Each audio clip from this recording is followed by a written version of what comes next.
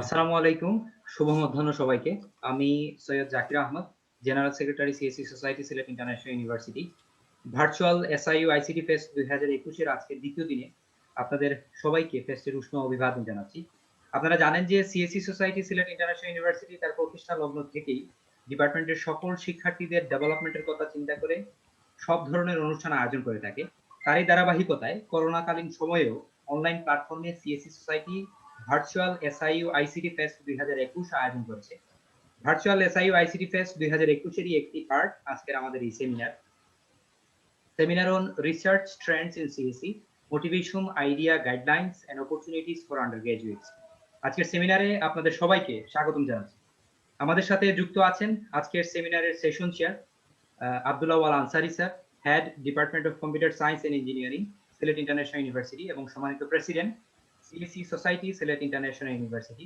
আরো যুক্ত আছেন department of computer science and engineering এর সকল ফ্যাকাল্টি মেম্বারগণ এবং সকল শিক্ষার্থীবৃন্দ।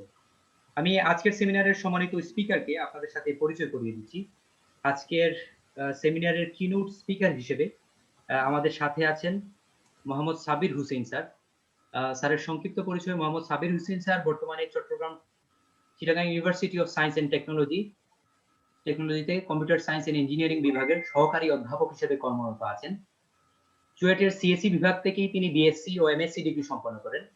তিনি শিক্ষকতার পাশাপাশি গবেষণা চালিয়ে যাচ্ছেন। এ পর্যন্ত ২৮টি গবেষণা প্রবন্ধ প্রকাশিত হয়েছে, যার মধ্যে ৭টি বুক চ্যাপ্টার, ১০টি জার্নাল ও ৯টি কনফারেন্স পেপার রয়েছে। তার গবেষণাপত্র একটি আন্তর্জাতিক কনফারেন্সে শ্রেষ্ঠ প্রবন্ধ হিসেবে নির্বাচিত হয়েছে। তিনি কয়েকটি জার্নালে এডিটোরিয়াল বোর্ড মেম্বার ও রিভিউয়ার হিসেবে কাজ করেছেন। সম্প্রতি তিনি একটি ইন্টারন্যাশনাল কনফারেন্সে অ্যাডভাইজরি বোর্ড মেম্বার হিসেবে নির্বাচিত হয়েছেন। বাংলাদেশের বিভিন্ন বিশ্ববিদ্যালয়ের অনেক শিক্ষক ও শিক্ষার্থী তার সাথে গবেষণা করেন। এছাড়াও তিনি বিশ্বের নামকরা বিভিন্ন বিশ্ববিদ্যালয়ের সাথে যুক্ত গবেষণা পরিচালনা করছেন। এর মধ্যে আমেরিকার হিউস্টন ইউনিভার্সিটি, অস্ট্রেলিয়ার চার্লস স্টুয়ার্ট ইউনিভার্সিটি, কানাডার ইয়র্ক ইউনিভার্সিটি, মালয়েশিয়ার ইউনিভার্সিটি, মালয়েশিয়া পাহাঙ্গো রয়েছে। এছাড়াও তিনি ইন্ডাস্ট্রি একাডেমিয়া কোলাবোরেশনের কাজ করে যাচ্ছেন। তার গবেষণা কর্ম নিয়ে বিভিন্ন জাতীয় পত্রিকায় সংবাদ প্রকাশিত হয়েছে। গত ২৫ ফেব্রুয়ারি ২০২০ তারিখে ডেইলি বাংলাদেশ পত্রিকায় গবেষণা ও জ্ঞান চর্চায় চুয়েট শিক্ষকের ভিন্নধর্মী প্রচেষ্টা নামক একটি সংবাদ প্রকাশিত হয়। মূলত এই সংবাদ মোহাম্মদ সাবির হুসেইন স্যার এক ভিন্নধর্মী প্রচেষ্টার কথা উঠে আসে। গত ৩ বছর ধরে তিনি সিএসসি বিভাগের দ্বিতীয় বর্ষের অ্যালগরিদম ডিজাইন ও অ্যানালাইসিস সেশনাল কোর্সটি পরিচালনা করে আসছেন। কোর্সটির মৌলিক বিষয় পড়ানোর পাশাপাশি তিনি শিক্ষার্থীদের প্রজেক্ট ও রিসার্চ করতে উৎসাহিত করেন। উৎসাহী শিক্ষার্থীরা কাজ শুরু করলে তিনি সেগুলোর দেখভাল করেন। গত ৩ বছরের নিরলস প্রচেষ্টার কারণে প্রায় ১০-এরও অধিক প্রকাশনা দ্বিতীয় বছরের ছাত্রছাত্রীদের দ্বারা সম্ভব হয়েছে এবং আরো কিছু গবেষণা প্রকাশিত হওয়ার অপেক্ষায় আছে। এই কাজগুলো IEEE sponsored conference, Thomson Reuters indexed journal Scopus, indexed Springer বুক সিরিজ সহ বিভিন্ন আন্তর্জাতিক কনফারেন্স ও জার্নালে প্রকাশিত হয়েছে। তার ইচ্ছা শুধু চতুর্থ বর্ষ নয়, যে কোনো বর্ষের শিক্ষার্থীরা যাতে গবেষণা ও প্রকাশনা করতে পারে সে বিষয়ে জোর দেওয়া। শুধু চুয়েটের শিক্ষার্থীগণ নয়, বাংলাদেশের যে কোনো প্রতিষ্ঠানের পাবলিক কিংবা প্রাইভেট অথবা ন্যাশনাল ইউনিভার্সিটি, মেডিকেল কলেজ, গবেষণা ইনস্টিটিউট গবেষণা ও প্রকাশনা বিষয়ে আগ্রহীগণদের সাহায্য করার উদ্দেশ্যেই আরো কয়েকজন তরুণ গবেষক মিলে গবেষক হতে চাই গ্রুপটি প্রতিষ্ঠা করেছেন। এই গ্রুপের মূল লক্ষ্যই হলো গবেষণা বিষয়ক বিভিন্ন রিসোর্স ও তথ্য শেয়ার, অফলাইন অনলাইন ট্রেনিং এর মাধ্যমে নতুনদের গবেষণার হাতে করে দেওয়া, যা ইতিমধ্যেই ব্যাপক সাড়া পড়েছে। দেশ বিদেশের প্রায় 50-এর অধিক প্রতিষ্ঠান থেকে শিক্ষার্থী ও তরুণ গবেষকগণ যুক্ত হয়েছেন। তিনি কয়েকবার চট্টগ্রাম টিচার্স ট্রেনিং কলেজ শিক্ষকদের আইসিটি বিষয়ক ট্রেনিং এ মাস্টার ট্রেনার হিসেবে প্রশিক্ষণ প্রদান করেছেন। গত 25 এপ্রিল 2020 তারিখে নতুন সময় টিভির আইসিটির অগ্রযাত্রা অনুষ্ঠানে করোনায় শিক্ষা ও গবেষণা সংকট নিরসনে আইসিটির ব্যবহার বিষয়ে আলোচনা করেন। ছাত্র জীবন থেকে তিনি ইন্ডিপেন্ডেন্ট ফ্রিল্যান্সার হিসেবে কাজ করে আসছেন। তার তৈরি করা সফটওয়্যার ও ওয়েবসাইট এমআইটি ও হার্ভার্ডের ভিজিটিং প্রফেসর সহ আরো অনেক জায়গায় এখনো ব্যবহৃত হচ্ছে। আমি স্যারকে ভার্চুয়াল এসআইইউ আইসিটি টেস্ট ২০২১ এর organising committee, executive council executive members এবং বিভাগের সকল শিক্ষার্থীদের পক্ষ থেকে ধন্যবাদ জ্ঞাপন করছি।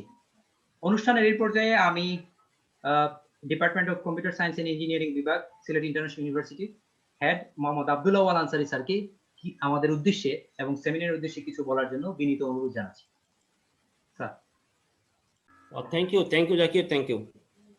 Bismillahir Rahmanir Rahim. Sylhet international university CEC ডিপার্টমেন্টের সিইসি সোসাইটি কর্তৃক 2 দিন ব্যাপী ভার্চুয়াল এসআইইউ আইসিটি ফেস্ট 2021 আজকে দ্বিতীয় দিন এবং শেষ ইভেন্ট। যতগুলো ইভেন্ট ছিল সেগুলো শেষ ইভেন্ট। আমি খুবই আনন্দিত যে আজকে আমরা সবগুলা ইভেন্ট শেষ করে শেষ ইভেন্টে পৌঁছতে পেরেছি। আজকের যে ইভেন্ট এখন শুরু হচ্ছে সেটা একটা সেমিনার, এবং অলরেডি তোমার সেই সেমিনারের থিম বা মোটিভটা জানো যে কোন বিষয়ের উপর সেমিনার হবে। আমি প্রথমেই সেমিনারের শুরুতেই আজকের seminar speaker Mohammad Sabir Hossain, assistant professor Sylhet, ওনাকে আন্তরিক ধন্যবাদ, শুভেচ্ছা, অভিনন্দন জানাই যে আমার সিইসি ডিপার্টমেন্টের ছাত্রদেরকে সময় দেওয়ার জন্য। আমরা সবাই ওনার যে রিসার্চ ব্যাকগ্রাউন্ড শুনলাম, তাতে আমরা খুবই খুশি আনন্দিত যে আমরা যে সেমিনার স্পিকার পেয়েছি। আমরা খুবই ভাগ্যবান এবং আশা করি আমার ছাত্রছাত্রী তোমরা যারা আছো তোমরা আজকে এই সেমিনার থেকে অনেক কিছু শিখতে পারবে, জানতে পারবে, এবং তোমাদের জীবনে এই একাডেমিক প্লাস একাডেমিকের পর যদি তোমরা ক্যারিয়ার লাইফে অথবা রিসার্চে যাও বা হায়ার স্টাডিতে যাও, সেখানে তোমাদের সেটা কাজে লাগবে। আমি আবারও সাবির হোসেন স্যারকে ধন্যবাদ জানাই আমাদেরকে সময় দেওয়ার জন্য। আমি ছাত্রছাত্রীদের উদ্দেশ্যে দু একটা কথা বলবো, তারপর আমরা চলে যাব আমাদের মূল সেমিনারে। যে তোমরা জানো যে ইউনিভার্সিটি এমন একটা জায়গা, সেখানে শুধু জ্ঞান বিতরণ করা হয় না, সেটা এমন একটা জায়গা সেখানে জ্ঞান তৈরিও করা হয়, মানে নলেজকে ক্রিয়েট করা হয়। নলেজকে ক্রিয়েট করার জন্য যেটা প্রয়োজন সেটা হলো রিসার্চ বা গবেষণার প্রয়োজন। গবেষণা বা রিসার্চ ব্যতীত নলেজ তৈরি করা যায় না। ইউনিভার্সিটি লেভেলে যদি ক্রিয়েট করতে হয় নলেজকে, তাহলে সেটা যেমন শিক্ষকরা ইনভলভ থাকেন, সেখানে ছাত্রছাত্রী যারা আছে তারাও ইনভলভ থাকে, এবং শিক্ষকরা কিন্তু ছাত্রদেরকে সাথে নিয়েই সাধারণত ইউনিভার্সিটি লেভেলে একাডেমিক এবং রিসার্চ দুইটা একসাথে চালিয়ে থাকেন। সো তোমরা যারা সিসি যারা স্টুডেন্ট, তারা তোমাদের এই একাডেমিক লাইন তোমরা একটু শুনলে যে স্যার বললো যে সেকেন্ড ইয়ারের একটা কোর্স থেকে উনি 12টা আর্টিকেল জার্নাল প্রকাশ করেছে। তার মানে তোমরা যা পড়াশোনা করতেছো সেখানে একাডেমিকের সাথে সাথে সেটার উপর যদি তোমরা একটু রিসার্চ করো, গবেষণা করো, একটু সময় দাও, তার মানে নলেজ নিয়ে যদি একটু নাড়াচাড়া করো, তোমরাও আমাদের সঙ্গে নিয়ে অথবা তোমরা নিজেরা গ্রুপ করে তৈরি করে এই কাজটা করতে পারো। আন্ডারগ্রেড লেভেলে একটা ছাত্রছাত্রী কিভাবে তাদের রিসার্চ শুরু করবে, রিসার্চের করার জন্য কি প্রয়োজন, অথবা রিসার্চ করলে কি সফলতা আসে বা কি লাভ হয়, প্রয়োজন আছে কিনা, আজকে আশা করি তোমাদের এই স্যার তোমাদেরকে সেটা বুঝিয়ে দিবেন এবং তোমরা সেখান থেকে সেটা জানতে পারবে। আমি আবারও সবাইকে ধন্যবাদ জানিয়ে যে আজকে শেষ ইভেন্ট আমাদের একটা কথাই জানি যে সব ভালো তার শেষ ভালো তার। আমি আশা করি আজকের এই সেমিনার সুন্দর মতো শেষ করতে পারবো আমরা, সেখান থেকে তোমরা নতুন কিছু শিখবে, জানবে, এবং আমার যে স্পিকার যিনি আশা করি সফল হবেন আমাদের এই সেমিনারের মধ্যে, একটা তৃপ্তি কাজ করবে। আমি অলরেডি দেখতে পাচ্ছি আমাদের সাথে 33 পার্টিসিপেন্টস আমরা, আরো হয়তো জয়েন করবে। সো আমি আজকের এই সেমিনারের সফলতা কামনা করে আমি এবং আমাদের স্পিকার সাবির হোসেন স্যার, ওনাকে আবারও ধন্যবাদ জানাই। ভবিষ্যতে যদি আমাদের ছাত্রছাত্রীদের ভালোর জন্য আমরা এরকম কোনো আয়োজন করি, আশা করি উনি সময় দিবেন, সে প্রত্যাশা রেখে আমি শেষ করছি। সবাইকে ধন্যবাদ। অসংখ্য ধন্যবাদ আমাদের স্যারকে আমাদের উদ্দেশ্যে কিছু কথা বলার জন্য, আমাদেরকে মোটিভেট করার জন্য। আমি অনুষ্ঠানের এই পর্যায়ে আমাদের keynote speaker Mohammad Sabir Hossain স্যারের কাছে চলে যাব। আজকের সেশনটা শুরু করার জন্য স্যারকে আমি বিনীত অনুরোধ জানাচ্ছি। Please give me screen share permission. G sir, দিচ্ছি স্যার। পারমিশন দেয়া আছে স্যার। Okay, thank you. প্রথমে আসলে আমি সিলেট ইন্টারন্যাশনাল ইউনিভার্সিটি কর্তৃক আয়োজিত, বেসিক্যালি মনে হয় সিএসি সোসাইটি কর্তৃক আয়োজিত ভার্চুয়াল আইসিটি ফেস্টিভ্যালে আমাকে স্পিকার হিসেবে আমন্ত্রণ জানানোর জন্য আমি নিজেকে ধন্য মনে করতেছি। আমি আসলে একজন ইয়ং রিসার্চার, বয়সও খুব কম। তো আমি যে খুব ভালো গবেষক তাও নয়, তবে আমি চেষ্টা করতেছি যা শিখতেছি এটা সবার সাথে শেয়ার করতে। তো আজকে এই যে প্রোগ্রাম, যেখানে basically research trend in CSE নামে যে সেমিনারটা অথবা ওয়েবিনারটা আয়োজন করা হয়েছে, এটার মূল যেটা উদ্দেশ্য সেটা কিন্তু মানে আমি আজকে 1 ঘন্টা অথবা 1.5 ঘন্টার লেকচারের মধ্যেই স্টুডেন্টদেরকে একটা রিসার্চের বেসিক দিয়ে ফেলবো অথবা সামহাও তাদেরকে রিসার্চার বানিয়ে ফেলবো, এরকম আশা করাটা মনে হয় ঠিক নয়। তবে আমি যেটা চেষ্টা করবো ইনশাআল্লাহ, যে আমার যতটুকু জ্ঞান আছে অতটুকু দিয়েই একটা কমপ্লিট গাইডলাইন প্রোভাইড করার। আর সবচেয়ে বড় বিষয় হচ্ছে আমি কিভাবে সেকেন্ড ইয়ার ছাত্রদের থেকে প্রকাশনা করতে সমর্থিত হইলাম এবং আমার যে এক্সপেরিয়েন্স সেই বিষয়গুলো শেয়ার করবো। তো এই কারণে আমি আমার স্লাইডটা শেয়ার করতেছি, আপনারা দেখতে পাচ্ছেন কিনা একটু আমাকে ইনশিওর করেন।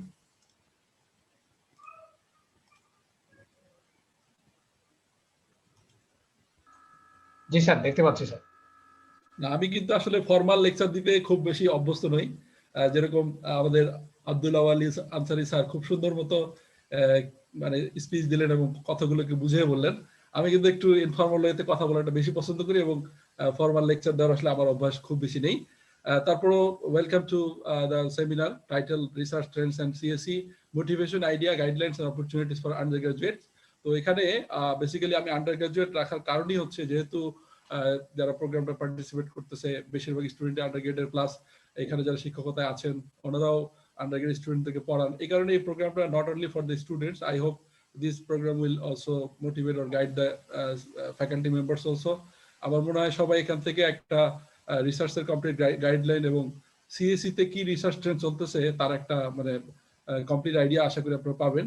আমি শুরু করতেছি আর কি। তো আজকে যে বিষয়গুলো আমি আলোচনা করব, 1 নম্বর হচ্ছে আমি আমার সম্পর্কে অলরেডি যিনি ওয়েবিনারের পরিচালনা করতেছেন উনি, আমি আসলে অনার ফিল করতেছি, উনি বিস্তারিতভাবে আমার পরিচয় তুলে ধরেছেন। আমি জাস্ট কিছু ইনফরমেশন শো করবো। আর এরপর হচ্ছে যেহেতু রিসার্চ ট্রেন্ডস ইন সিএসই নিয়ে আলোচনা করবো, সে কারণে অনেক ছাত্র থাকতে পারেন অথবা অনেক পার্টিসিপেন্ট থাকতে পারেন যারা হচ্ছেন একেবারে নতুন রিসার্চ সম্পর্কে খুব একটা গাইডলাইন নেই। এই কারণে রিসার্চ কি এবং কেন রিসার্চ করা দরকার এই সম্পর্কে সামান্য কিছু কথা থাকবে। এরপরে আমরা road map to be researcher or how to start research in CSE এই বিষয়ে কিছু কথা বলবো। এরপরে হচ্ছে আমি research different types of field রয়েছে, বিশেষ করে সিএসই, সিএস মানে কম্পিউটার সায়েন্স, আইসিটি, আইটির সাথে রিলেটেড যে ফিল্ডগুলো সেগুলো সম্পর্কে কিছু আলোচনা করার চেষ্টা করবো এবং কিছু রিসার্চ আইডিয়া দেওয়ার চেষ্টা করবো। একজন যদি সিএসসি রিসার্চ হতে চায় অথবা কম্পিউটার সায়েন্টিস্ট হতে চায় তার জন্য কিছু সফট স্কিলস এবং কিছু টুলস লাগবে, সেই টুলস গুলো সম্পর্কে আমি কিছু আলোচনা করবো। এরপরে আমি আসলে শুরুতেই সব প্রোগ্রামে মোটিভেশনটা শুরুতে রাখি, কিন্তু আজকে ইচ্ছা করেই মোটিভেশনটা একটু পরে রেখেছি যাতে মানে আসল মজাটা পিছনে থাকে আর কি। হ্যাঁ, এটা আমি একটু পরে রেখেছি।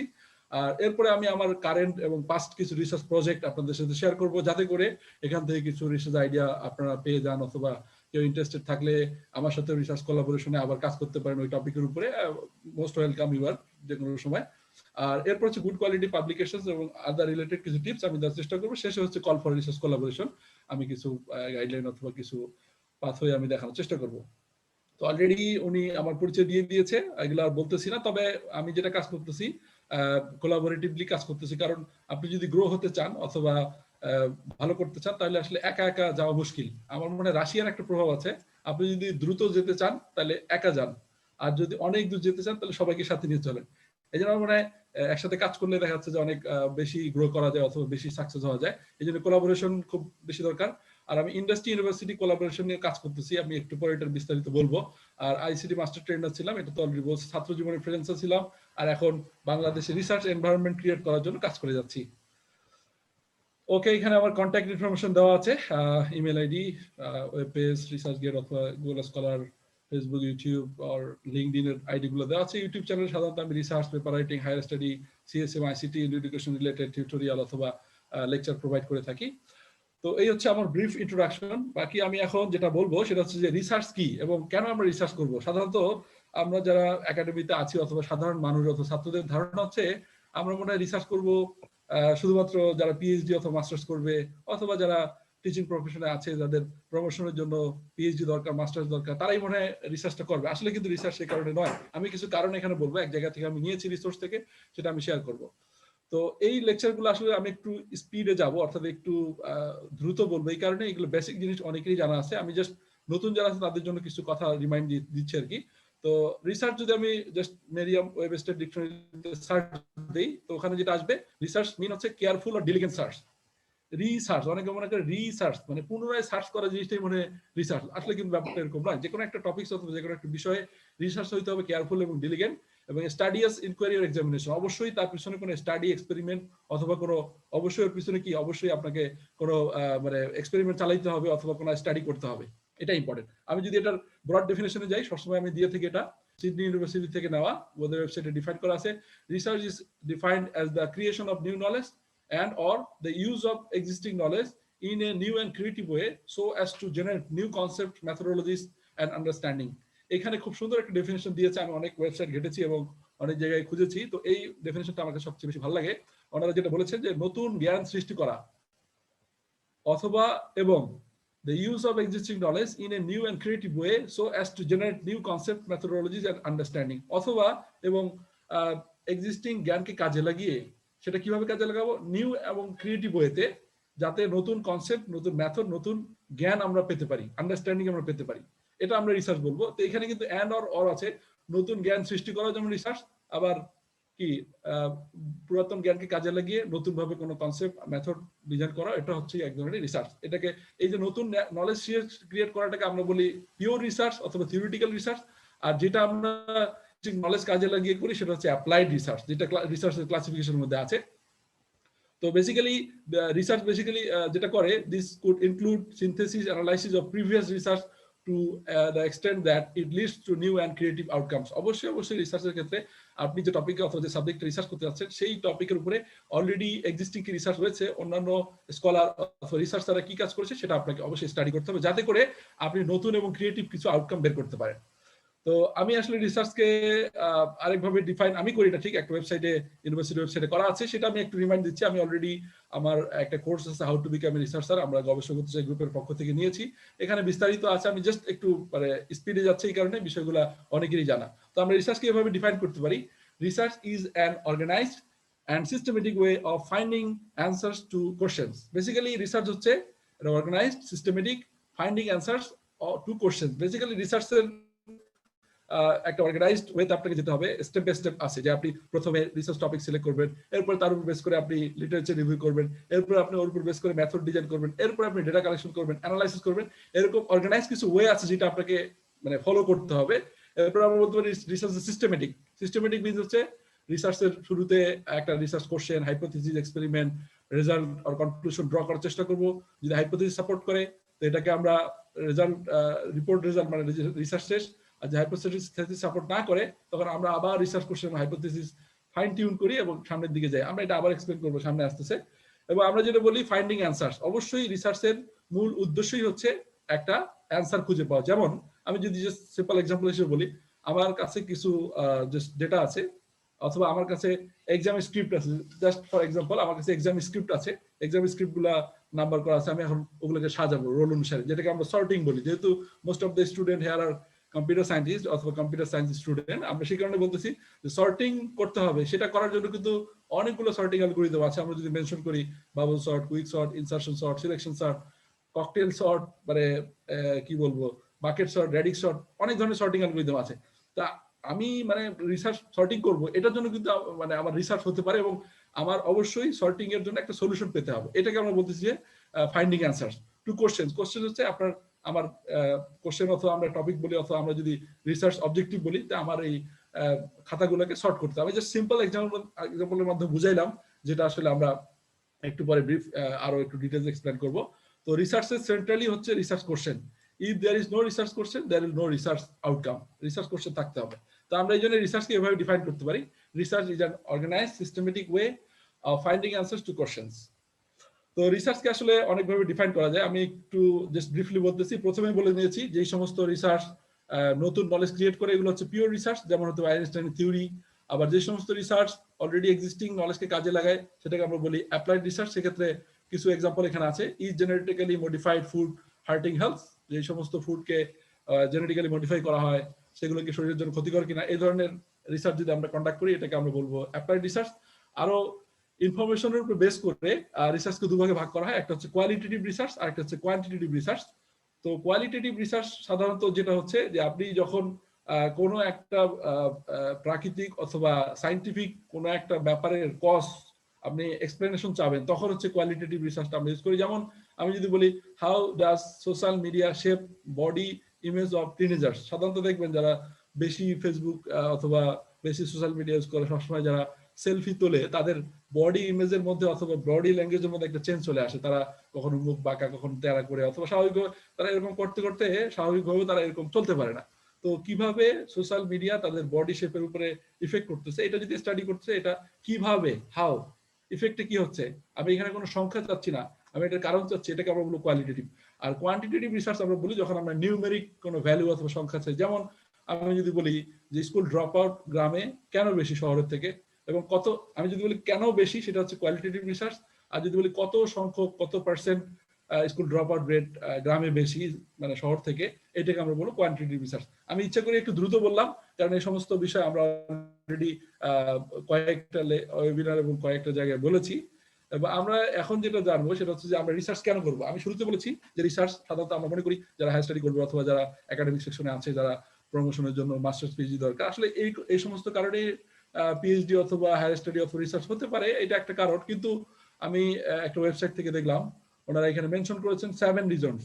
Number 1, building knowledge or facilitating learning, নতুন জ্ঞান সৃষ্টি করা এবং শিক্ষার জন্য নতুন দ্বার উন্মুক্ত করা, বিভিন্ন বিষয় বোঝা এবং পাবলিক অ্যাওয়ারনেস গ্রো করা। যেমন কোভিড-19 সম্পর্কে আমরা জানতাম না, পরে যখন এটা রিসার্চ হইলো তখন আমরা এটা সম্পর্কে সজাগ হইলাম, আমরা এখন সবাই মাস্ক ইউজ করি, স্যানিটাইজার ইউজ করি, কারণ হচ্ছে আমরা অলরেডি জেনেছি। এরপর বিজনেস সাকসেস, এই কারণে হতে পারে way to prove lies and support truth, ডিম আগে না মুরগি আগে, এটার পিছনে রিসার্চ হচ্ছে। তো এটার পিছনে কাহিনী কি, এটা বের করার চেষ্টা করতেছি রিসার্চাররা। তো অনেক সময় কোনো সত্য মিথ্যাকে সাপোর্ট করার জন্য রিসার্চ হতে পারে। নতুন অপরচুনিটি ক্রিয়েট করা, নতুন অপরচুনিটি অন্যের জন্য সুযোগ সৃষ্টি করা, এটা হতে পারে। Love reading, writing, analysing, sharing valuable information, অনেকে আবার ভালোবাসে পড়তে, কেউ লিখতে ভালোবাসে, কেউ অ্যানালাইজ করতে ভালোবাসে, কোনো উদ্দেশ্য ছাড়াই। আবার নারিশমেন্ট আর এক্সারসাইজ অফ দ্য মাইন্ড, কারণ মানুষের মন অনেক সময় কি বলবো অনেক বেশি ক্রিয়েটিভ হয়। সবসময় যে একাডেমিক রিসার্চ হতে হবে তাই নয়, অনেক রিসার্চ আছে ন্যাচারাল, যারা মানে কি বলবো, আপনারা জেনে থাকবেন ম্যাথমেটিশিয়ান রামানুজান, উনি অনেক কম বয়সেই ম্যাথমেটিক্স অনেক থিওরি সলভ করেছেন এবং অনেক বড় বড় প্রবলেম উনি সলভ করেছেন, অথচ উনি ওইটা সম্পর্কে কোনো ট্রেনিং অথবা উনি প্রাতিষ্ঠানিকভাবে পান নাই, কিন্তু উনি বাই বর্ড এটা হয়ে গেছে আর কি। তো আমি এখন স্পেসিফিক আমাদের মেইন যেটা, আমাদের আজকে ওয়েবিনারের মেইন যেটা অবজেক্টিভ অথবা মেইন যেটা টপিক, সেটা হচ্ছে যে how to start research in CSC. তো আমি এটাকে ব্র্যাকেটে লিখেছি road map to be researcher. তো আমি যদি বলি যে সিএসসি তে কিভাবে রিসার্চ শুরু করব, এটা আসলে আমি হয়তো বা রাখার জন্য টাইটেলটা এভাবে রেখেছি, কিন্তু আসলে আপনি রিসার্চ যদি শুরু করতে চান, শুধু সিএসসি না, কম্পিউটার সায়েন্স, ইলেকট্রিক্যাল অথবা বায়োলজি অর সোসিওলজি, ফিজিক্স, যে কোনো সাবজেক্টের রিসার্চ যদি আপনি শুরু করতে চান, তার জন্য প্রসেস সেম, মানে এখানে কিন্তু আলাদা কোনো প্রসেস নেই, কারণ রিসার্চ মেথোডোলজির যে বিষয়টা রয়েছে, অর্থাৎ রিসার্চ কন্ডাক্ট করার বেসিক টেকনিক্স এন্ড টুলস, এটা কিন্তু সবার জন্য একই। তো সেই জন্য আমি যদিও রেখেছি how to start research in CSC, basically এটা একটা general road map to be a researcher. এটা শুধু সিএসসি না, যে কোনো সাবজেক্টের স্টুডেন্টদের জন্য এটা হচ্ছে অ্যাপ্লিকেবল। তো রিসার্চের বেসিক্যালি একটা রোড ম্যাপ অথবা একটা গাইডলাইন অথবা জেনারেল কিছু প্রসেস রয়েছে। রিসার্চের শুরুতে আমরা যেটা করি, একটা রিসার্চ টপিক সিলেক্ট করে ফেলি, যেটাকে আমরা অনেক সময় রিসার্চ প্রবলেম বলি। এরপরে আমরা ওই রিসার্চ টপিকের উপরে বেস করে ওই রিসার্চে ওই টপিকের উপর অলরেডি কি কাজ হয়েছে, অলরেডি মানে কারা কি রিসার্চ করেছে, তাদের কন্ট্রিবিউশন কি, তাদের লিমিটেশন কি, হ্যাঁ, তাদের কিভাবে আরো ওই সমস্ত রিসার্চকে ইমপ্রুভ করা যায়, এই ধরনের কিছু কাজ করতে হয়, যেটাকে আমরা সাধারণত লিটারেচার রিভিউ বলে থাকি। তো আপনাকে প্রথমে একটা টপিক অথবা প্রবলেম সিলেক্ট করতে হবে। জাস্ট ফর এক্সাম্পল আমি যদি বলি, এখন রিসার্চের মধ্যে একটা ট্রেন্ডিং রিসার্চ টপিক অথবা হট রিসার্চ টপিক, কোন স্টুডেন্ট কি বলতে পারবেন আমাকে যে কি রিসার্চ চলতেছে? মানে কম্পিউটার সায়েন্সের স্টুডেন্ট হতে পারে, ফ্যাকাল্টি হতে পারে, যে কোনো একটা টপিক। হ্যালো, জি, যে কোনো একটা রিসার্চ টপিক। আর সবকিছু কিভাবে ভার্চুয়ালি করা যায় এটা নিয়ে মেবি। ওকে, এটা হতে পারে ভার্চুয়াল রিয়েলিটি অথবা অগমেন্টেড রিয়েলিটি। তাহলে আমি আমার রিসার্চের কথাই বলি, ভার্চুয়ালি করা যায়, এটা ঠিক আছে, একটা টেকনোলজিক্যাল রিসার্চ। তো আমি যেটা আসতেছি অগমেন্টেড রিয়েলিটি অথবা ভার্চুয়াল রিয়েলিটি, আমাদের একটা রিসার্চ আছে, সেটা হচ্ছে অগমেন্টেড রিয়েলিটি ইন এডুকেশন। আমি একটু পরে এটা দেখাবো। তো তো অগমেন্টেড রিয়েলিটি এডুকেশনের ক্ষেত্রে আমরা যেটা করেছি, বাচ্চাদের জন্য একটা মোবাইল অ্যাপ্লিকেশন ডেভেলপ করেছি based on machine learning and augmented reality, যেখানে বাচ্চাদেরকে অ্যালফাবেট, ডিজিট, নাম্বার এগুলো আমরা শেখাচ্ছি অগমেন্টেড রিয়েলিটি ইউজ করে, এবং তার হাতের লেখাটা ডিপ লার্নিং ইউজ করে আমরা এটা মানে চেক করতেছি তার লেখাটা ঠিক আছে কিনা। তো আমরা এই রিসার্চটা করতে গিয়ে এই ক্ষেত্রে কি কি রিসার্চ হয়েছে, শুধু এই রিসার্চ তো শুধু বাংলাদেশে হচ্ছে না, ইউএসএ, কানাডা, অস্ট্রেলিয়া সব জায়গাতেই রিসার্চ হচ্ছে। তো তারা কি করেছে এবং তাদের কন্ট্রিবিউশন কি সেটা কিন্তু আমরা হাইলাইট করেছি, এবং তাদের সাথে আমাদেরটা কম্পারিজন, আমাদেরটা ইমপ্রুভমেন্ট কোথায় কোথায় আমরা আসলে আমাদের কন্ট্রিবিউশন দেখিয়েছি সেটাকে আমরা বেসিক্যালি এই যে ধরনের কাজগুলো করাকেই বলে লিটারেচার রিভিউ। তো শুরুতেই যে পারপাস দিয়ে আমরা রিসার্চ শুরু করি সাধারণত এটা অনেক সময় মডিফাই করতে হয়, যেটাকে আমরা বলি specifying the purpose of research, determine specific research question, এরপর রিসার্চ কোশ্চেন সেট করতে হবে। রিসার্চ কোশ্চেন সেট করার পরে একটা রিসার্চ হাইপোথিসিস, অনেকে আসলে হাইপোথিসিস সম্পর্কে ধারণা নেই, ছাত্র যেহেতু অনেকে আছে আমি যেন বলতেছি, রিসার্চ কোশ্চেন যখন আমি সেট করলাম, যে আমি প্রশ্ন করলাম যে আমি বললাম যে আসলে কি শহর থেকে গ্রামে স্কুল ড্রপ আউট বেশি বেশি কি না, হলে যদি বেশি হয় তো কেন বেশি, এবং বেশি যদি হয় তো কত পার্সেন্ট বেশি। আমি যেটা একটা সিম্পল এডুকেশন রিসার্চ নিয়ে বলতেছি, এটা খুব পপুলার একটা রিসার্চ এডুকেশন সেক্টরে। তো সেক্ষেত্রে আমি যদি একটা প্রেডিকশন করি যে হ্যাঁ এই স্কুল ড্রপ আউট রেট শহর থেকে গ্রামে এই কারণে বেশি হতে পারে, ওখানে দারিদ্রতা বেশি হতে পারে, প্যারেন্টসরা সেখানে খুব বেশি সতর্ক নয়, সচেতন নয়, হতে পারে এখানে ড্রপ আউট অন্যতম কারণ হচ্ছে তারা ছোটবেলায় কাজে লেগে যায়, হ্যাঁ তারা পড়াশোনার সুযোগটা পায় না, এটা আমি অ্যাজাম্পশন করলাম। অথবা বলতে পারি যে শহর থেকে গ্রামে স্কুল ড্রপ আউট রেট প্রায় 20% বেশি, তাহলে মানে গ্রামে 20% রেট এটা ড্রপ আউট বেশি, এটা যে আমি অ্যাজাম্পশন করলাম। তো আমরা হাইপোথিসিস বলবো, রিসার্চের যখন রিসার্চ কোশ্চেনের কোনো সলিউশন আমরা প্রিঅ্যাজিউম করবো, আগে থেকেই আমরা ধরে নিব যে এটা অ্যান্সার হতে পারে, যেটা কিনা আমরা ডেটা দিয়ে অ্যানালাইসিস দিয়ে আমরা প্রুভ করবো। তো এই জন্য একটা রিসার্চ হাইপোথিসিস সেট করতে হয়, এবং একটা রিসার্চ মেথড, যেটা আমরা একটু আগে বলতেছিলাম যে রিসার্চ টাইপ আছে দুই ধরনের, একটা হচ্ছে কোয়ান্টিটেটিভ আর একটা হচ্ছে কোয়ালিটেটিভ, আমরা একটাকে মিক্স মোডও বলতে পারি। তো কোয়ান্টিটেটিভ কিন্তু আমি শুরুতেই বলেছি, যখন আমি সংখ্যা খুঁজবো, যেমন গ্রাম থেকে শহরে স্কুল ড্রপ আউট রেট কত পার্সেন্ট বেশি, তখন হচ্ছে কোয়ান্টিটেটিভ রিসার্চ। আবার যদি বলি গ্রাম থেকে শহরে স্কুল ড্রপ আউট রেট কেন বেশি, শহর থেকে গ্রামে স্কুল ড্রপ আউট রেট কেন বেশি, সেটা কেন প্রশ্নের উত্তর হচ্ছে কোয়ালিটেটিভ রিসার্চ। আর যদি দু ধরনের কোশ্চেনে থাকে সেটাকে আমরা বলবো মিক্স মোড রিসার্চ। তো সাধারণত এই অ্যাপ্রোচটা সিলেক্ট করার পরে আপনাকে আমাকে ডেটা কালেকশন করতে হবে। ডেটা কালেকশন করতে হবে, যদি আপনি কোয়ান্টিটেটিভ মেথডে যান তখন আপনি কুইজ, বিভিন্ন ধরনের সার্ভের মাধ্যমে করতে পারেন। আর যদি কোয়ালিটেটিভ রিসার্চ হয় তাহলে আপনার যাদের উপর রিসার্চ করতে হবে তার উপর ইন্টারভিউ নিতে হবে, তাদের কাছে আপনাকে অবজার্ভ করতে হবে, এই ধরনের কিছু বিষয় রয়েছে আর কি। ডেটা কালেকশন করার পর সেই ডেটাটাকে অ্যানালাইজ এবং ইন্টারপ্রেট করতে হয়। যদি আপনি অ্যানালাইজ এবং ইন্টারপ্রেটের মাধ্যমে বুঝতে পারেন যে আপনার রিসার্চের অবজেক্টিভ ছিল, রিসার্চের কোশ্চেন ছিল, যে হাইপোথিসিস ছিল সেটা সাপোর্ট হয়, তখন আপনি এটাকে রিপোর্ট করবেন এবং আপনার রেজাল্টকে রিসার্চটাকে ইভ্যালুয়েট করবেন। আর যদি আপনি দেখেন যে আপনার সবকিছু ওকে, তখন আপনি কমিউনিকেট করবেন কাদের সাথে, রিসার্চ যে আপনি ফাইন্ডিং অথবা রিসার্চ একটা পেপার আপনি লিখেছেন সেটাকে আপনি কোথাও জার্নালে অথবা কনফারেন্সে সাবমিট করেন, এরপর আপনি প্রেজেন্টেশন দেন অথবা সেটাকে পাবলিশ করেন। এরপর আপনার রিসার্চের মধ্যে আমরা অনেক সময় ফিচার রিকমেন্ডেশন আমি কিছু রাখি, যেটা আমি কতটুকু করেছি আর কতটুকু বাকি আছে সেই বিষয়গুলোকে আমরা রিকমেন্ডেশনের মধ্যে রাখি। এই যে পুরো বিষয়টা আসলে এটা শুধু কম্পিউটার সায়েন্স না, যে কোনো সাবজেক্টের স্টুডেন্ট অথবা রিসার্চারের জন্য এটা একটা জেনারেল প্রসেস। এটা একটা ছবির মাধ্যমে দেখানো যায়, খুব সুন্দরভাবে রিপ্রেজেন্ট করা যায়, যে আমরা সাধারণত একটা রিসার্চ টপিক সিলেক্ট করি, এটা ব্রেনস্টর্মিং এর মাধ্যমে, এবং সেই টপিকের উপরে আমরা লিটারেচার রিভিউ করি এবং রিসার্চ প্রবলেম সেট করি, রিসার্চ অবজেক্টিভ সেট করি, হাইপোথিসিস সেট করে কোনো একটা মেথডে যাই, সেই মেথড সিলেক্ট করে ওই মেথড অনুসারে ডেটা কালেক্ট করি, অ্যানালাইজ, ইন্টারপ্রেট এবং হাইপোথিসিস টেস্ট করার পর যদি এটা কনক্লুশন ড্র করে তখন আমরা এটাকে রিসার্চটাকে প্রেজেন্ট করি। হয় এটা আমার ফাইনাল প্রেজেন্টেশন হতে পারে, এটা আমার কোনো একটা কনফারেন্স জার্নালে প্রেজেন্টেশন হতে পারে, এই ধরনের। এরপর আমরা এটা কি প্রেজেন্টেশনের পরে আমরা এটা পেপারের দিকে কনভার্ট করতে পারি। তো এখানে কিন্তু কিছু বিষয় লক্ষণীয়, যদি কনক্লুশন ড্র করতে না পারে তখন আবার রিসার্চ কোশ্চেন প্রবলেম সেট করতে হবে, হাইপোথিসিস টেস্ট যদি না হয় ঠিক মতো তখন আবার অবজেক্টিভ চেঞ্জ করতে হবে, অ্যানালাইজ করতে গিয়ে যখন দেখা যাচ্ছে যে প্রবলেম হচ্ছে, আমাদের অ্যানালাইসিস ঠিক হচ্ছে, তখন মেথডের মধ্যে আবার কারেকশন করতে হবে। এই যে বিষয়গুলো কোনটার সাথে কোনটা রিলেটেড, এগুলো আমরা সবগুলোকে একটা ছবির মাধ্যমে আমরা আসলে ডিফাইন করতে পারি। এই পুরো বিষয়টাকে তিনটা ফেজে ভাগ করা যায়। একটা হচ্ছে চুজিং এন্ড ডিফাইনিং, শুরুতে আমরা রিসার্চ টপিক চুজ এবং ডিফাইন করবো যে আমরা কি করতে যাচ্ছি, আমাদের অবজেক্টিভ কি, রিসার্চ কোশ্চেন কি, এই বিষয়গুলো। এরপর হচ্ছে analysing and assessing data assess করা এবং অ্যানালাইজ করা। শেষে হচ্ছে communicating, that means research present করা অথবা এটাকে পেপার লেখা অথবা পাবলিশ করা। এই যে বিষয়গুলা, এগুলা বেসিক্যালি সবগুলো বিষয়ে আমরা এত অল্প সময়ের মধ্যে আসলে আপনারা অনেকেই বুঝবেন না, অনেক কঠিন, মানে যারা একবারে নতুন তাদের জন্য আসলে বুঝতে কঠিন হবে।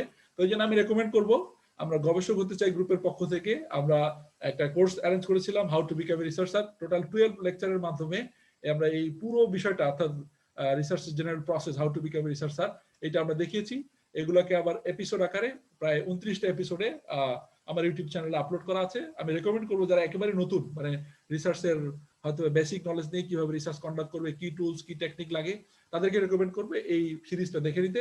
এবং আমি আমাদের যে কোর্সটা হাউ টু বিকাম রিসার্চার, যেটা গবেষক হতে লেকচার সিরিজ নামে ইউটিউবে আপলোড করা আছে, এইটা হচ্ছে বাংলাদেশের মানে প্রথম ফ্রি অনলাইন ট্রেনিং গবেষণা শেখার উপরে, যেটা বিভিন্ন পত্রিকায় ফিচার হয়েছে। অলরেডি এটা মাত্র 7 মাসের মধ্যে এটা প্রায় 20,000 স্টুডেন্ট পুরো প্লে লিস্টটা অলরেডি শো করেছে, দেখেছে আর কি, এখান থেকে বেনিফিট হয়েছে। এবং শুধু ইউনিভার্সিটি স্টুডেন্ট না, অনেক স্কুল কলেজের ছাত্র গবেষণার প্রতি আগ্রহী হয়েছে এই লেকচারগুলো দেখে। এবং আমি রিসেন্টলি একটা কথা বলেছি, বাংলাদেশ অ্যাডভান্স রোবোটিক্স রিসার্চ সেন্টারে তারা একটা ওয়েবিনার আয়োজন করেছিল, a road map to be a successful researcher from undergrad level. সেখানে আমি প্রায় 2 ঘন্টা ধরে কথা বলেছিলাম এই এতটুকু টপিক্সের উপরে। আপনারা ওখান থেকে ইউটিউব চ্যানেল থেকে দেখে নিতে পারেন, তাহলে আমাদের আর রিপিট করতে হবে না। ওকে, এখন আমি আসি আমাদের স্পেসিফিক, এবার আর আসলে সিএসসি বাইরে কথা বলবো না। একটু আগে যদিও বলেছি যে how to start research in CSC, কিন্তু আমি সিএসসির বাইরে কিছু কথা বলেছি। কিন্তু এখন যেটা কথা বলবো ইনশাআল্লাহ সেটা হচ্ছে পুরো সিএসসির মধ্যে। তো আমি যে আসলে শুরুতে বলে দিয়েছি, আমি একজন ইয়ং রিসার্চার, আমি শিখতেছি এবং যা শিখতেছি এটা আপনাদের সাথে শেয়ার করতেছি। এবং obviously I am not expert in all fields, all research field, অবশ্যই এটা মনে রাখতে হবে, আমি সব ফিল্ডে এক্সপার্ট নই। আমি যেটা কাজ করি অ্যালগোরিদম ডিজাইন নিয়ে কাজ করি, আমি কাজ করি রেকমেন্ডার সিস্টেম নিয়ে, আমি কাজ করি অগমেন্টেড রিয়েলিটি, ভার্চুয়াল রিয়েলিটি নিয়ে, আর ইনফরমেশন ভিজুয়ালাইজেশন নিয়ে। এর বাইরে যে বিষয়গুলো আছে এগুলো কিন্তু আমার অনেক ক্ষেত্রেই আমার এক্সপার্টিস নেই। তো তারপরে আমি বিভিন্ন ওয়েবসাইট থেকে আমি ইনফরমেশন কালেক্ট করে একসাথে করে কিছু আপনাদের সামনে তুলে ধরার চেষ্টা করতেছি। আমি আগে ডিসক্লেইমার দিচ্ছি, এখানকার কন্টেন্ট গুলো আমার নয়, এগুলো বিভিন্ন ওয়েবসাইট থেকে নেওয়া। তো আমি যদি দেখি যে research trends in CSC or trending research topic in CSC, তো আমি MIT, Massachusetts institute of technology, US এর এমআইটি, যেটা হচ্ছে ইঞ্জিনিয়ারিং এর মধ্যে পুরো ওয়ার্ল্ডে একটা ইউনিভার্সিটি বলা হয়, সেখানে কিন্তু সিএসসি ডিপার্টমেন্ট নামে আলাদা ডিপার্টমেন্ট নেই। সেখানে department of electrical and electronics engineering and কি computer science, electronics and electrical and computer science engineering, maybe আমি হয়তো ভুল না করলে এটাই হবে। এখানে একসাথে ডিপার্টমেন্ট দুটো একসাথে রয়েছে, অর্থাৎ ইসিএস ডিপার্টমেন্ট নামে। তো ওখানে আমি দেখলাম যে কি কি রিসার্চ ল্যাব রয়েছে, কারণ রিসার্চ ল্যাবগুলোর নাম দেখলে অনেক সময় বোঝা যায় যে তারা আসলে কি কি মানে কাজ করে, এবং এখানে কি কি রিসার্চ এরিয়াতে তারা আসলে কাজ করে, এবং তাদের মেইন থিমটা কোথায়। যেমন এখানে আমরা তুলে ধরেছে big data, bio ECS, connection science and engineering, cyber security, energy, multi-core processor and cloud computing, nanotechnology and quantum information processing, robotics, wireless network and mobile computing। এগুলো হচ্ছে এমআইটি যে ট্রেন্ডিং রিসার্চ আইডিয়া ওরা কাজ করেন, এটা হচ্ছে সেটা। এরপরে আমি দেখলাম, আমি একটু হার্ভার্ড ইউনিভার্সিটির ওয়েবসাইট থেকে ঘুরে আসলাম। হার্ভার্ড ইউনিভার্সিটির ওয়েবসাইট আমি যখন দেখলাম, তো ওনাদের এখানে কিন্তু আবার ওই ট্রেন্ডিং ফিল্ডগুলো একটু ভিন্ন। যেমন ওনারা computer architecture, artificial intelligence, communicational and data science, computational neuroscience, economics and computation, graphics, vision, visualization and interactions, information and society, programming languages, system networks and database, theory of communication and theory of computation নিয়ে তারা research করে। এরপর আমি একটু ঘুরলাম Oxford university ওয়েবসাইটে। তো Oxford university mainly 10 research থিমের উপর কাজ করে। কম্পিউটার সায়েন্স ডিপার্টমেন্ট, একটা হচ্ছে algorithms and complexity theory, artificial intelligence and machine learning, automated verifications, computational biology and health informatics, cyber physical systems, foundations, structure and quantum, human centred computing, data and knowledge, programming languages and security. আমি নিজে বিভিন্ন website ঘেটে আমি যেটা list করলাম, বেশিরভাগ জিনিস এখান থেকে নেওয়া। জাস্ট যেহেতু আজকে আমি এখানে স্পিচ দিব, এই কারণে রিসার্চ গেটে আমি একটা পোস্ট দিয়েছিলাম যে I am going to deliver a speech on research trend in CSC and I have enlisted this thing. Do you have any suggestion? Please you can tell me or comments. তো তখন কিছু কিছু ইন্ডিয়ার কিছু researcher, বাংলাদেশের কিছু researcher কিছু point ওনারা লিখে দিয়েছেন, ওখান থেকে বেসিক্যালি আমি এগুলো একসাথে করেছি। এর মধ্যে data warehousing, internet of things, big data, cloud computing, semantic web, MANET, mobile ad hoc network, machine learning, artificial intelligence, data mining, image processing, virtual augmented or mixed reality, bioinformatics, quantum computing, cyber and computer security, software engineering, natural language processing, embedded system and robotics, game theory, bio-inspired computing, soft computing, blockchain, digital supply chain, cloud data governance. এখন আমি যদি প্রত্যেকটা বিষয় explain করতে যাই তাহলে কিন্তু যেটা সেমিনার অথবা ওয়েবিনার আমরা 1 ঘন্টা বলেছি সেটা কিন্তু সম্ভব নয়। এই কারণে আমি যেগুলো হচ্ছে যে বেশি ট্রেন্ডিং এবং বেশি যেটাকে আমরা বলি যে হট টপিক সেগুলো নিয়ে আমরা কথা বলবো। তো হট টপিক বলতেই বেসিক্যালি আমরা এখন যে যুগে বসবাস করতেছি আমরা একটা ওয়ার্ড খুব শুনতেছি, সেটা কি বলেন তো? আমরা কোন যুগে বসবাস করতেছি? যে কোনো একজন? Virtual reality.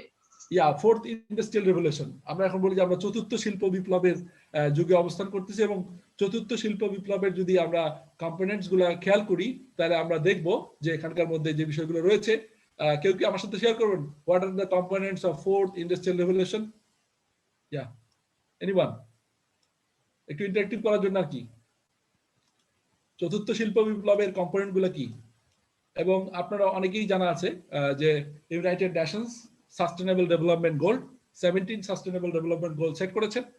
বেশিরভাগ কম্পোনেন্টই কিন্তু অনেক কম্পোনেন্টই ফোর্থ ইন্ডাস্ট্রিয়াল রেভলিউশন কম্পোনেন্ট হিসেবে ওখান থেকে আসছে আর কি, যেটা হচ্ছে যে পুরো ওয়ার্ল্ডে প্রবলেম যেগুলো আছে সেগুলোকে সলভ করার জন্য। তো ফোর্থ ইন্ডাস্ট্রিয়াল রেভলিউশন অথবা আমরা যে চতুর্থ শিল্প বিপ্লবের যুগে অবস্থান করছি এর মেইন কম্পোনেন্ট গুলা যেগুলো সেগুলোই কিন্তু এখন একটা রিসার্চের হট টপিক অথবা সেটা নিয়ে কিন্তু পুরো বিশ্ব মাথা ঘামাচ্ছে। এর মধ্যে এটা আর্টিফিশিয়াল নিউরাল নেটওয়ার্ক, এটা হতে পারে আর্টিফিশিয়াল ইন্টেলিজেন্স, এটা হতে পারে মেশিন লার্নিং, ডিপ লার্নিং, এর মধ্যে আপনার নিজেরা বলেন ভার্চুয়াল রিয়েলিটি, এর মধ্যে IoT, big data, data science, এগুলো সবই কিন্তু এর মধ্যে ইনকর্পোরেটেড। ওকে, তো আমি আসলে কিছু বিষয় একটু তুলে ধরি, যেহেতু আমি যদিও মানে আমি এখানে একটু ইচ্ছা করেই একটা মানে টপিক অ্যাড করেছি অ্যালগরিদমস। এটা যদিও খুব বেশি ট্রেন্ডিং টপিক না, এই কারণে কি কারণে ট্রেন্ডিং না, কারণ অ্যালগরিদমের যে রিসার্চ গুলো সেগুলো কিন্তু থিওরিটিক্যাল রিসার্চ এবং আমরা যেটাকে বলি যে থিওরিটিক্যাল কম্পিউটার সায়েন্স, যেটা অনেক ক্ষেত্রে একটু অনেকের কাছে কঠিন অথবা তুলনামূলকভাবে টাফ মনে হয়। এই জন্য আমরা বেশিরভাগ স্টুডেন্ট অথবা রিসার্চাররা অ্যাপ্লাইড রিসার্চের দিকে মনোযোগ দিই। তো অ্যালগরিদমেও কিন্তু প্রচুর মানে অ্যালগরিদমস এন্ড কমপ্লেক্সিটি থিওরি নিয়ে কাজ করার সুযোগ রয়েছে। তো অ্যালগরিদমের সাথে সংযুক্ত সেটা হচ্ছে অ্যালগরিদম ডিজাইন করা, সেটা অ্যানালাইজ করা, ইমপ্লিমেন্ট করা এবং এটার সাথে এক্সপেরিমেন্টেশন। ওকে, তো এখানে অক্সফোর্ডের ওয়েবসাইট থেকে আমি কিছু টপিক এখানে নিয়ে আসছি। কেউ যদি অ্যালগরিদম রিসার্চ করতে চায় তাহলে exact algorithms and fine grain complexity, অর্থাৎ কোনো একটা বিষয় যেমন সর্টিং, আমরা একটা আনসলভেবল প্রবলেম নিয়ে কথা বলি যেমন ট্রাভেলিং সেলস পারসন প্রবলেম। ওকে, এটা কম্পিউটার সায়েন্সের একটা আনসলভেবল এবং এনপি হার্ড প্রবলেম, যেটা এখন পর্যন্ত ভালো সলিউশন অথবা যেটাকে আমরা বলি যে কোয়াড্রেটিক সলিউশন অথবা অ্যাকসেপ্টেবল সলিউশন নেই, ফিজিবল সলিউশন নেই। এটার উপর কিন্তু এখনো রিসার্চ করতেছে এবং আমারও একটা রিসার্চ আছে এটার উপরে। তো এটা এক্সাক্ট সলিউশন অথবা এক্সাক্ট অ্যালগরিদম বের করার জন্য রিসার্চ হতে পারে এবং fine grain complexity, that means এটা কমপ্লেক্সিটি কিভাবে আরো কমিয়ে নিয়ে আসা যায় এই বিষয়ে রিসার্চ হতে পারে। Algorithmic game theory and competition economics, game theory নামে একটা থিওরি রয়েছে যেটা দিয়ে অনেক প্রবলেম সলভ করা যায়। আবার circuit complexity, circuit critical problem গুলোকে গ্রাফে রিপ্রেজেন্ট করে কিন্তু সলভ করার ওয়ে রয়েছে, আমরা সলভ করতে পারি। Computational counting problem, constant satisfaction problem, fundamental issues in competition learning, online algorithms, randomised algorithms, অনেক টপিক রয়েছে যেটাতে আমরা অ্যালগরিদম ক্ষেত্রে রিসার্চ করতে পারি। অ্যালগরিদমের রিসার্চ গুলো মেইনলি হচ্ছে নতুন করে অ্যালগরিদম প্রপোজ করা অথবা অলরেডি এক্সিস্টিং অ্যালগরিদমকে কাজে লাগিয়ে রিয়েল ওয়ার্ল্ডের কোনো প্রবলেম সলভ করা, যেটা আমি একটু পরে আপনাদেরকে দেখাবো যে আমার সেকেন্ড ইয়ার স্টুডেন্ট কিভাবে অলরেডি এক্সিস্টিং অ্যালগরিদম গুলো কাজে লাগিয়ে ক্রিয়েটিভ ওয়েতে তারা নতুন কোনো প্রবলেম সলভ করেছে। এবং আমরা সবাই মনে হয় এই যদি কোনো কম্পিউটার সায়েন্সের স্টুডেন্টকে জিজ্ঞাসা করি এখন ট্রেন্ডিং রিসার্চ টপিক কি, সে অবশ্যই মেশিন লার্নিং বলবে। আমি কি ঠিক বলতেছি? হ্যালো, জি স্যার। জি, মেশিন লার্নিং সে বলবেই। এবং আসলে machine learning itself is a huge ocean. এখানে কিন্তু আমি জাস্ট 5-7 মিনিটের ভিতরে সবকিছু বলে ফেলবো, এটা আসলে ঠিক না। তারপরে আমরা যেটা বলি মেশিন লার্নিং এর যদি আমি বেসিক ডেফিনেশন দিতে চাই, তো আমরা জানি এনজির একটা কোর্স রয়েছে কোর্সেরাতে মেশিন লার্নিং, তো আমি ওখান থেকে কিছু বিষয় এখানে ইনকর্পোরেট করেছি। তো এখানে উনি একটা ডেফিনেশন দিয়েছে, the field of study that gives computers the ability to learn without being explicitly programmed, অর্থাৎ কোনো এক্সপ্লিসিট প্রোগ্রাম ছাড়াই কম্পিউটার যখন নিজে থেকে অথবা কম্পিউটিং ডিভাইস যখন নিজে থেকেই লার্ন করবে সেটাকে আমরা বলতেছি মেশিন লার্নিং। তো মেশিন লার্নিং রিসার্চ যদি কেউ করতে চায় তো এখানে তার যে কোনো একটা জায়গায় ঢুকতে হবে, হয় সেটা সুপারভাইজড, নাহলে আনসুপারভাইজড, নাহলে সেমি সুপারভাইজড, নাহলে রিইনফোর্সমেন্ট লার্নিং। তো আমি যদি একটা একটা করে একটু আসি, সুপারভাইজ লার্নিং, সাধারণত সুপারভাইজ লার্নিং কে আমরা গাইডেড লার্নিং বলে থাকি, যে অলরেডি মানে অ্যালগোরিদমকে কিছু ডেটা অথবা কিছু স্যাম্পল প্রোভাইড করা হবে এবং সেই স্যাম্পল অথবা ডেটার উপর বেস করে মেশিন অথবা কম্পিউটিং ডিভাইস নিজে থেকে ডিসাইড করবে, এটাকে আমরা বলি সুপারভাইজ লার্নিং। অর্থাৎ এটা গাইডেড লার্নিং, কম্পিউটার অথবা কম্পিউটিং ডিভাইসকে অথবা আমরা সিস্টেমকে আমাদের এক্সাম্পল অথবা আমরা ইনস্ট্যান্স সাপ্লাই দিই, ঠিক আছে, ডেটা সেট সাপ্লাই দিই, এটাকে আমরা বলি ক্লাসিফাইড ডাটা সেট। ওকে, এটা আমরা সুপারভাইজ লার্নিং বলি। তো এখানে দুই ধরনের অ্যালগোরিদম আছে, একটা হচ্ছে ক্লাসিফিকেশন অ্যালগোরিদম, একটা হচ্ছে রিগ্রেশন। তো এগুলো প্রচুর, যেমন ক্লাসিফিকেশন অ্যালগোরিদম দিয়ে আমরা ডায়াগনস্টিক, যেমন আমরা বলতে পারি ওখানে এক্সাম্পল রয়েছে কোর্সে যে একটা টিউমার ম্যালিগনেন্ট নাকি বিনাইন, হ্যাঁ, মানে ক্ষতিকর অবস্থায় আছে নাকি মানে স্বাভাবিক অবস্থায় আছে, এই ধরনের বিষয় হতে পারে। অথবা নানান ক্ষেত্রে যে একজনের ব্রেস্ট ক্যান্সার আছে কিনা নাকি ব্রেস্ট ক্যান্সার নাই, হ্যাঁ, অথবা আমরা হতে পারে ক্লাসিফিকেশন অ্যালগরিদমের মাধ্যমে আমরা অনলাইনে যে আজকে অনেকে ভিডিও অফ করে রাখছে, অনেকে ভিডিও অন করে রাখছে, তো কে মনোযোগী আর কে অমনোযোগী এই বিষয়গুলো আমরা কি এই ক্লাসিফিকেশনের মাধ্যমে সলভ করতে পারি। এরপরে কাস্টমার রিটেনশন, এরপরে image classification, identity fraud detection, এরকম নানান জায়গায় কিন্তু আমরা ক্লাসিফিকেশন অ্যালগরিদম ইউজ করতে পারি। আবার রিগ্রেশন টেকনিকের ক্ষেত্রেও estimating life expectancy, market forecasting, weather forecasting, advertising popularity prediction, এটা আসলে কি বলবো, আমি যদি একটা বিষয়কে এক্সপ্লেইন করতে যাই অনেক সময় লাগে। আমি জাস্ট টপিকগুলোর নাম বলতেছি, যার যেখানে ইন্টারেস্ট হয় আপনারা ওখান থেকে ট্রাভার্স করবেন। আর যদি আমি এদিকে আনসুপারভাইজ লার্নিং এর দিকে আসি, তাহলে এখানে দুটো বিষয় রয়েছে, একটা হচ্ছে ক্লাস্টারিং আর একটা হচ্ছে ডাইমেনশনালিটি রিডাকশন। তো ক্লাস্টারিং অ্যালগরিদম অনেক রিকমেন্ডেড সিস্টেমে টার্গেটেড মার্কেটিং, কাস্টমার সেগমেন্টেশন করার ক্ষেত্রে ইউজ হয়, এবং ডাইমেনশনালিটি রিডাকশনের ক্ষেত্রে আমরা ডিফারেন্ট জায়গায়, যেমন ডাইমেনশনালিটি রিডাকশন এখান থেকে আসলে বুঝে আসে যে একটা যখন আমরা আমাদের কাছে একটা ডেটা সেট থাকবে যেখানে খুব বেশি পরিমাণ ইরিলেভেন্ট অথবা যেটা হচ্ছে নন ইম্পর্টেন্ট ফিচার রয়েছে যেগুলো আমরা কনসিডার না করলেও চলে, সেই বিষয়গুলোতে আমরা আসলে ডাইমেনশনালিটি রিডাকশন করে থাকি। সেটা image compression, data compression, video compression use হতে পারে, বিগ ডেটা ভিজুয়ালাইজ করার ক্ষেত্রে হতে পারে, ফিচারে এলিসাইটেশন এবং স্ট্রাকচার ডিসকভারি, বিভিন্ন ক্ষেত্রে আসলে এটা ইউজ হতে পারে। আর যদি আমি রিইনফোর্সমেন্ট লার্নিং এ আসি, রিইনফোর্সমেন্ট লার্নিংটা হচ্ছে সুপারভাইজড এবং আনসুপারভাইজড লার্নিং থেকে একটু ভিন্ন। এখানকার কনসেপ্ট হচ্ছে এরকম যে রিইনফোর্সমেন্ট কনসেপ্ট হচ্ছে যে সিস্টেম এটা রিওয়ার্ড এবং পানিশ এই দুই বেসিসে কাজ করবে। অর্থাৎ অ্যালগোরিদম যখন ভালো পারফর্ম করবে একটা রিওয়ার্ড আছে, আর যদি খারাপ পারফর্ম করে তখন এটাকে পানিশমেন্ট দিয়ে আবার এটাকে ইমপ্রুভ করবে। অর্থাৎ এখানে ভুল থেকে আবার শেখার সুযোগ আছে, যেটা আগের অ্যালগোরিদমগুলোতে নেই।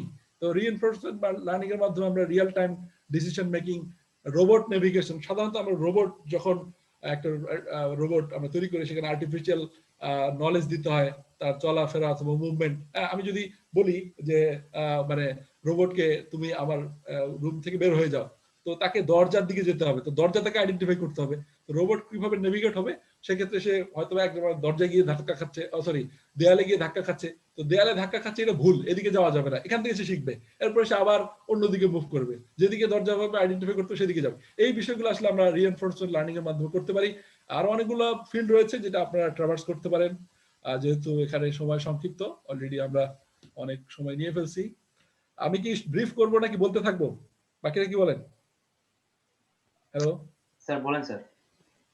স্যার, স্যার কি আছেন না, অথবা যারা এখানে পরিচালনা করছে, আমি কি বলতে থাকবো না ব্রিফ করবো? যদি বোরিং লাগে, খারাপ লাগে, তাহলে আমি ব্রিফ করতে পারি, আর যদি মনে হয় যে শিখতেছি তাহলে কন্টিনিউ করতে পারি।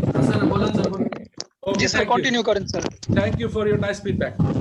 এরপরে হচ্ছে আমরা একটু আগে যেটা মেশিন লার্নিং বললাম, একটা হচ্ছে আর্টিফিশিয়াল ইন্টেলিজেন্স। তো অনেকে মেশিন লার্নিং এবং আর্টিফিশিয়াল ইন্টেলিজেন্সকে অনেক সময় মিলায় ফেলে, যদিও আসলে মেশিন লার্নিং আর্টিফিশিয়াল ইন্টেলিজেন্সের একটা সাব ব্রাঞ্চ অথবা আমরা সাবসেট হিসেবে কনসিডার করতে পারি, কিন্তু আসলে মেশিন লার্নিং কে আর্টিফিশিয়াল ইন্টেলিজেন্স ওভাবে বলার খুব একটা সুযোগ আমি দেখি না।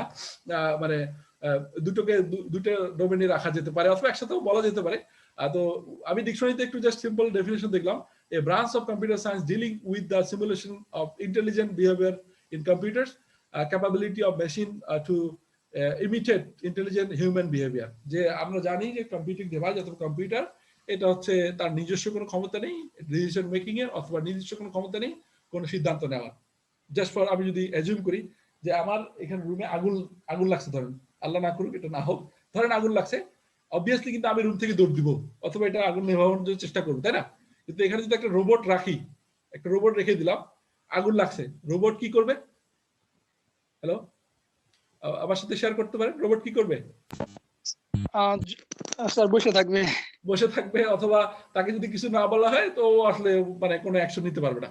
তো এই জন্য বলতেছি যে এটাই মানে আর্টিফিশিয়াল ইন্টেলিজেন্স হচ্ছে কম্পিউটার ডিভাইস অথবা কম্পিউটারকে মানে মানুষের মতো বিহেভ, মানে অর্থাৎ এআই এর ড্রিমটা হচ্ছে অনেক বড়। মেশিন লার্নিং হচ্ছে এআই এর একটা সাবসেট, অর্থাৎ সে নিজে লার্ন করতে পারবে, নিজে শিখতে পারবে, নিজে ডিসিশন নিতে পারবে। কিন্তু আর্টিফিশিয়াল ইন্টেলিজেন্সের টার্গেট হচ্ছে যাতে হুবহু কম্পিউটার অথবা কম্পিউটিং ডিভাইস যেমন রোবট হতে পারে, মানুষের মতো বিহেভ করবে। যেমন রিসেন্ট আমি খুব দেখতেছি অনেক জায়গায় আসতেছে যে সোশ্যাল রোবট, আপনার নাম শুনেছেন সোশ্যাল রোবট? কিছু রোবট আছে যেটা জাপানে অথবা অনেক দেশে মানুষ যখন বয়স বেশি হয়ে যায় তখন কিন্তু ওই আর মানে কি বলবো কাজকর্ম করতে পারে না। কাজকর্ম করতে পারে না। এটার থেকে বড় হচ্ছে এই তার সাথে কথা বলার মানুষ থাকে না, সবাই ব্যস্ত তো মানে সবাই কাজে কাজে ব্যস্ত। দেখা যাচ্ছে যে বয়স্করা খুব মানে লনলি ফিল করে। তো তাদের কাছে থাকার জন্য, তাদের সময় দেওয়ার জন্য অনেক সময় কুকুরের আকারে মানে আর্টিফিশিয়াল কুকুর অথবা আর্টিফিশিয়াল দেখা যাচ্ছে যে মানে বিড়াল, কাউ অথবা ডগ এরকম প্রাণী তৈরি করে তাদের সাথে থাকার করা, এবং তারা তাদের কিছু কাজে হেল্প করে। হ্যাঁ, অনেক সময় বৃদ্ধ হয়ে গেলে কাজও করতে পারে না। এই বিষয়গুলো কিন্তু মানে দেখা যাচ্ছে যে অনেক সময় কোনো রোবট মানুষের আকারেও থাকতে পারে, যে নাকি ওই বৃদ্ধ অথবা বৃদ্ধাকে তার যখন লাগতেছে কথা বলার জন্য কথা বলতেছে, যখন তাকে হাসানো দরকার হাসাইতেছে। এই ধরনের বিষয়গুলো কিন্তু এমনি অ্যাচিভেবল না, এগুলো হচ্ছে এআই এর মাধ্যমে অবশ্যই মানে এআই অবশ্যই লাগবে আর কি। অ্যাচিভেবল কতটুকু এটা রিসার্চ চলতেছে, এটা রিসার্চ এখনো মানে going on.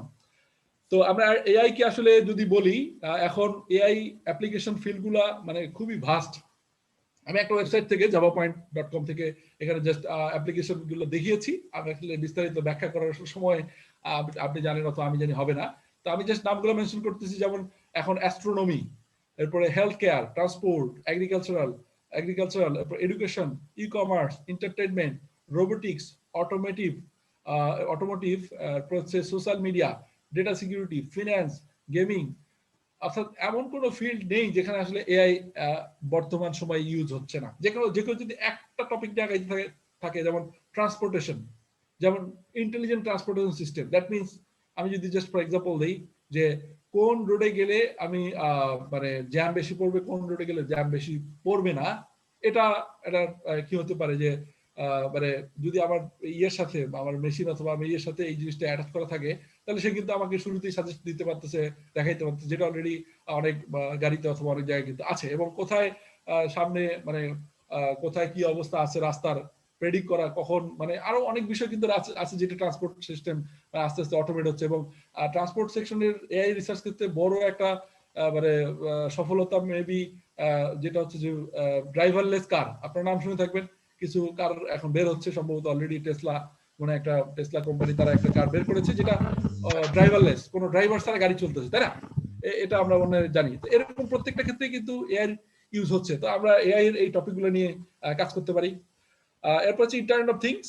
Internet of things already আমরা অনেকেই নাম শুনে থাকবো। তো ইন্টারনেট অফ থিংস এর কনসেপ্ট হচ্ছে এরকম যে the Internet of Things, IoT, refers to a system of interrelated, interconnected objects that are able to collect or transfer data over a wireless network without human intervention.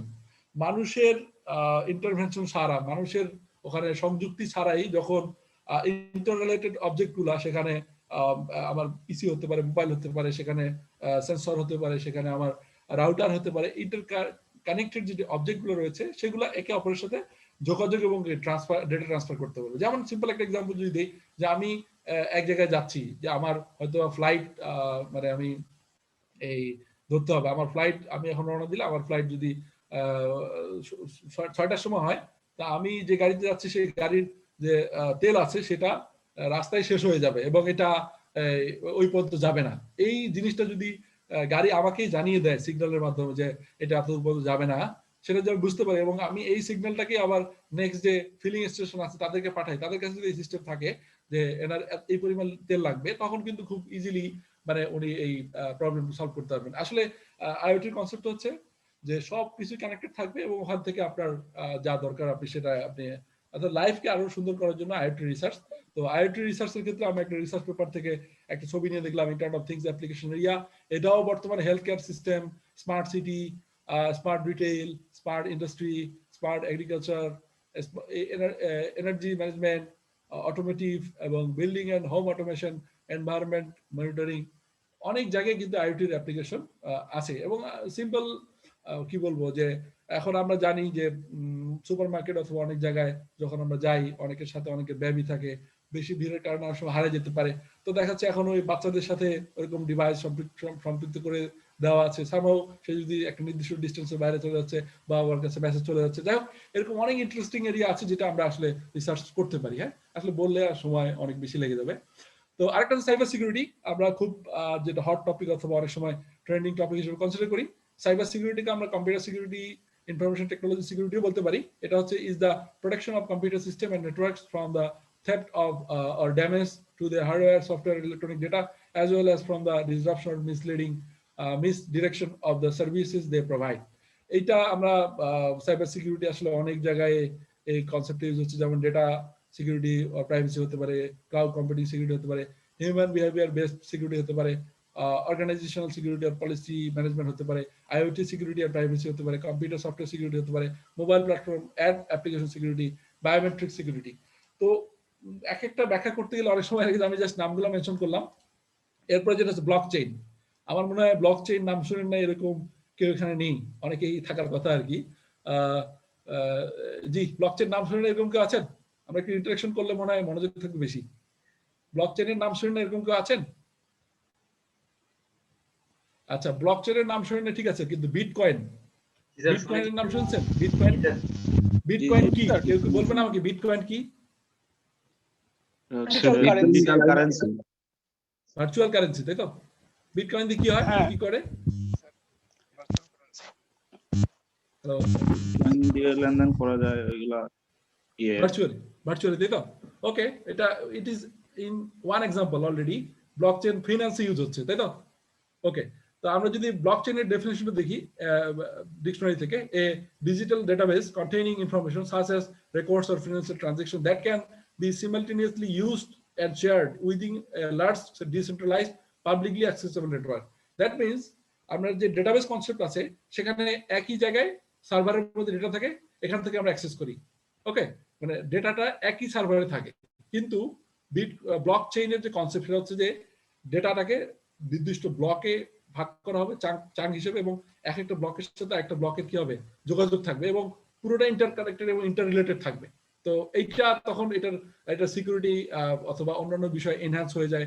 অথবা server যদি এক সার্ভারের প্রবলেমও হয়, যদি ডেটাবেস সার্ভার হয় তো এক জায়গায় প্রবলেম হলে সেটা গেলে পুরোটাই শেষ, আমার কিন্তু সব শেষ আর কি। আর ব্লকচেইন হলে যেহেতু একটার সাথে আরেকটার কানেকশন থাকে, যেহেতু ব্লক চেইন মানে ডেটাবেজের রেকর্ডগুলোর একটা ব্লক, তার সাথে একটা চেইন করা আছে, তো একটা নষ্ট হয়ে গেলেই একটা ইনফরমেশন আরেকটাতে থাকার কারণে ওটা রিকভার করা যায়। তো এটা আমরা বিটকয়েন যে অ্যাপ্লিকেশন দেখি, এটা হচ্ছে ফিনান্সের ক্ষেত্রে অ্যাপ্লিকেশন, এটা হেলথ কেয়ারে আছে, মোবাইল অ্যাপ্লিকেশন আছে, ডিফেন্সের ক্ষেত্রে ইউজ করা যেতে পারে, অটোমোবাইলের ক্ষেত্রে ইউজ করা যেতে পারে, ইভেন ইফ ইন্টারনেট অফ থিংসেও ব্লক চেইন টেকনোলজি ইউজ করা যেতে পারে। আমরা বিস্তারিত ইয়ের জন্য আমরা ট্রেভার্স করতে পারি। তো আসলে আমি যে টপিক অথবা যে বিষয়গুলো ইনক্লুড করেছি, অনেকে আমার সাথে কন্ট্রাডিকশনে যেতে পারেন, স্যার আপনি অনেক বড় বড় বিষয় অ্যাড করেন, যেমন বিগ ডেটা, হ্যাঁ, ডেটা সায়েন্স, হ্যাঁ, এরপরে আপনি এখানে অ্যাড করেন ন্যাচারাল ল্যাঙ্গুয়েজ প্রসেসিং অথবা নেটওয়ার্কের বিষয়গুলো, ম্যানেট ভ্যানেট, আরো কত কিছু আছে যেগুলা। তো আমি আগেই বলেছি আমি খুব বেশি এক্সপার্ট না রিসার্চে, আমার কাছে অথবা আমি বিভিন্ন ওয়েবসাইট থেকে ঘেটে যেগুলো মনে হয়েছে ট্রেন্ডিং সেগুলো আমি আপনাদের সামনে তুলে ধরেছি, তবে এর বাইরে অবশ্যই ট্রেন্ডিং টপিক থাকতে পারে। তো এখন আমি যেটা ফোকাল পয়েন্ট, অন্যতম ফোকাল পয়েন্ট, যে required skills and tools to be a CSC researcher, এটা খুবই ফিল্ড স্পেসিফিক। যে আমি যদি একজন কম্পিউটার সায়েন্স ইঞ্জিনিয়ার হতে চাই, রিসার্চার হতে চাই, সিএসসি রিসার্চার, অথবা আমি কম্পিউটার সায়েন্টিস্ট হতে চাই, তাহলে যে বিষয়গুলো আমার লাগবে সেগুলো আমি আপনাদের সামনে তুলে ধরবো। এটা আমি একটা ওয়েবসাইট, বেসিক্যালি একটা ইউনিভার্সিটি ওয়েবসাইট থেকে এটা কালেক্ট করেছি, ওনারা এটা একসাথে মেনশন করেছে যে সিএসসি রিসার্চার হতে গেলে অবশ্যই আপনার কিছু টেকনিক্যাল স্কিল লাগবে, technical skill, specific technical skill. Number 1 programming,